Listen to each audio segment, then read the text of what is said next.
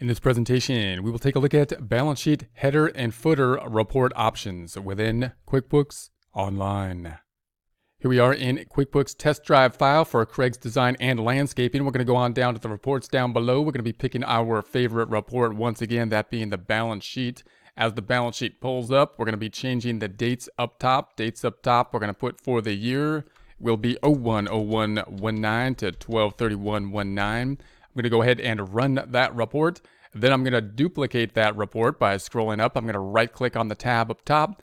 We're going to go and duplicate that tab to move it to the right so we can go and search anything else we want to do on the tab to the left and analyze the report with the tab to the right. I'm also going to increase the size of it by holding down Control and the scroll arrow or the scroll bar, scrolling up so we can see a little bit better. And then I'm going to remove the hamburger over here to remove the side column. Okay, so now last time we took a look at the data up top. Now what we want to do is do some customization in terms of the header and the footer. So the header is going to be the title and whatnot. And then we have the footer down here where we currently have this information down below. This is something you may oftentimes want to remove, this header, this footer down below with the date and whatnot. So if we go back up top, you could change this. You'll see this little pencil icon here. You could change the header information right here and change the name of it. So that's going to be useful. Or we can go into the customize reports, and I'm going to minimize the general. And the general is open by default typically. Then we're going to go down to the header and footer. So I'm going to open that triangle. And then once again, we have the company name, which we could change the name. So let's say we just want C's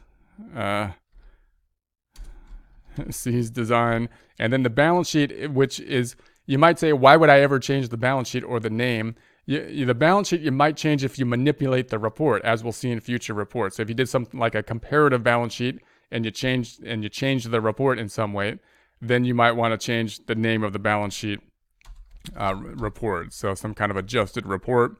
And then we have the report period up top. So you could remove the report period if you so choose.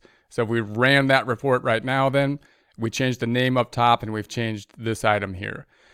And then scrolling back up, we're going to go back to the customization. So we're going to customize.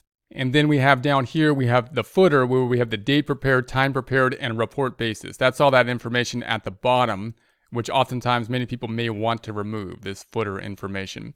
So if I scroll back up and we say, all right, let's go to the customized report. Let's scroll on down. Let's say we're going to remove the date, the time, the report basis, and run that report. Then scroll on back down. And so now we've removed those items. Then I'm going to scroll back up and say, all right, what else can we do on the header footer items down here? We're going to scroll down. Then we have the alignment. So we have the footer, we have the header and the footer. We're going to be working with the header because we have removed the footer. And we can align for the center. We can align left if we so choose. So let's take a look at that. We align it left. There you have it. Then we're going to customize up top. And you can align it right. And so there we have that. Now note, to just do some of these little changes in the header and footer can kind of help you to customize your reports a bit, so you can give it, more of a custom field. You might want to then you want to make sure that you do something kind of uniform to all the reports. So therefore, once you start to customize reports, then you may want to kind of memorize those reports so that you can pull them up in a custom format. For that, you can go to the Save Customization over here, and you got the Customized Report. Add this report to a report group, and we'll talk a little bit more about that in future presentations.